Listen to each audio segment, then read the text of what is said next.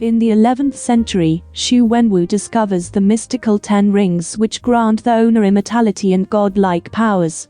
Wenwu establishes the 10 rings crime organization. He uses the 10 rings and his organization to conquer kingdoms throughout Asia and continually topples governments throughout history. However, in 1996, Wenwu begins a search for Ta Lo, a legendary village that reportedly harbors mythical beasts. He travels through a magical forest to what he believes is the village entrance. Once there, Wenwu is stopped from entering by a solitary guardian named Ying Li. Li fights Wenwu to a standstill. Wenwu falls in love with Li, who eventually returns his affections.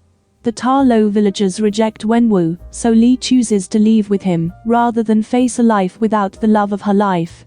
The two marry and have 2 children, Shang-Chi and Xialing. Wenwu gives up his crime organization and locks away the 10 rings. Years later, Wenwu's home is invaded by a group of assassins known as the Iron Gang, while Wenwu is away. Li defends her children and is killed. Wenwu once again takes up the 10 rings to seek his revenge against the Iron Gang. He kills the Iron Gang and resumes his leadership over the reborn 10 Rings organization. Wenwu makes Shang-Chi undergo brutal training in martial arts. At the same time, Wenwu prevents Xialing from participating in the same training due to her being a woman. Xialing watches Shang-Chi's training and practices on her own.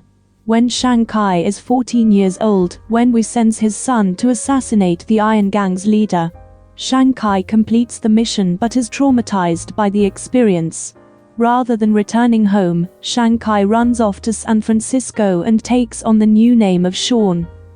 In the present day, Shang-Chi works as a lowly parking valet with his friend Katie. Shang-Chi keeps his origins secret from everyone, including Katie. One day, Shang-Chi and Katie are attacked on a bus by a 10 Rings team led by an assassin named Razor, a man with blades for hands. The 10 Rings team steals a pendant from Shang-Chi that was given to him by Li. Shang-Chi becomes concerned about his sister and flies to Macau with Katie to warn Xialing that the 10 Rings may come looking for her and her matching pendant. During the trip, Shang-Chi informs Katie about his past. Once in Macau, they find Xialing running an underground fight club where super-powered beings such as Wong and Abomination combat each other. Xialing informs Shang-Chi she escaped their father's care when she was 16 after Shang-Chi failed to come back for her. The fight club is attacked by the 10 Rings, and Wenwu arrives and captures Shang-Chi, Xialing, and Katie. Wenwu takes the group to the secret 10 Rings base. Wenwu uses the 2 stolen pendants, and explains that they reveal a map leading to the entrance to Ta Lo. Wenwu explains to his children that he heard Li calling to him from beyond the grave, and concluded that she is being held captive in Ta Lo behind a mysterious sealed gate. Wenwu announces his intentions to free Li, and if the citizens of Ta Lo stand in his way, he will destroy them. Shang Li and Xialing object to his plans, so Wenwu locks them up.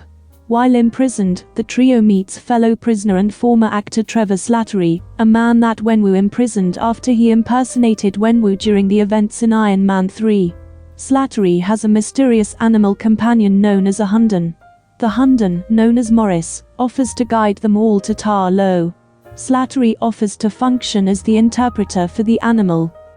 The trio successfully escapes and makes it to Ta Lo. The mythical land exists in a separate dimension and contains various Chinese mythological creatures, including dragons. Upon arrival, Shang Li and Xialing meet their maternal aunt, Ying Nan. Nan explains that thousands of years ago, the universe containing Ta Lo was attacked by the soul-consuming dweller in darkness and its loyal soldiers. Ta Lo was saved by a Chinese dragon called the Great Protector, who sealed the dweller behind that dark gate, locking the evil spirit in his own world. Nan theorizes that the dweller has been impersonating Li to deceive Wenwu into using the 10 Rings to open the gate. Shang-Chi, Xialing, and Katie join the village in preparing to stop Wenwu's eventual assault. Nan specifically trains Shang-Chi to unlock his ability to stop his father by using his mother's training. Eventually, Wenwu arrives with his men. Shang-Chi attempts to reason with his father, but ultimately, Wenwu unleashes his forces on the village while he proceeds to the gate himself. Shang-Chi is knocked into a nearby lake by his father, who then attacks the dark gate with the power of the 10 rings. Wenwu creates cracks in the gate, and several of the dwellers' minions escape.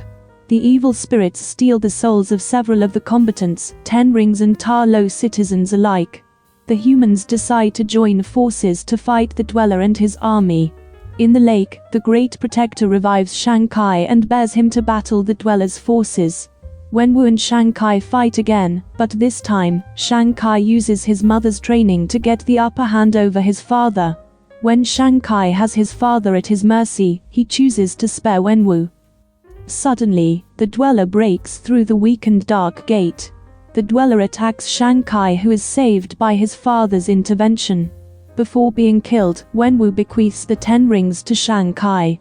Shang-Chi rejoins with the Great Protector and joins forces with Xialing, Katie, and the citizens of Ta Lo to kill the dweller.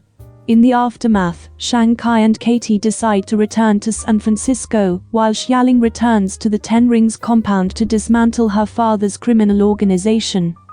In the next scene, Katie and Shang-Chi are at a bar telling their friends about their adventure. Their friends are skeptical until Wong suddenly appears in the bar using a magical portal. Wong tells Shang-Chi and Katie to follow him. Wong takes them to K-Matage and introduces them to holographic images of Bruce Banner and Carol Danvers. Banner and Danvers discuss their research into the rings' origin and alert Shang-Chi that the rings are acting as a beacon to something in the universe. At the conclusion of the meeting, Wong welcomes Shang-Chi and Katie to the team. In the final scene, Xialing is shown becoming the new leader of the 10 Rings organization. She is shown overseeing the training of both women and men alike into a new criminal organization. Her vow to her brother to dismantle the 10 Rings is a subterfuge for her to fulfill her real intent for the 10 Rings. And at this point, the movie comes to an end. Thanks for watching.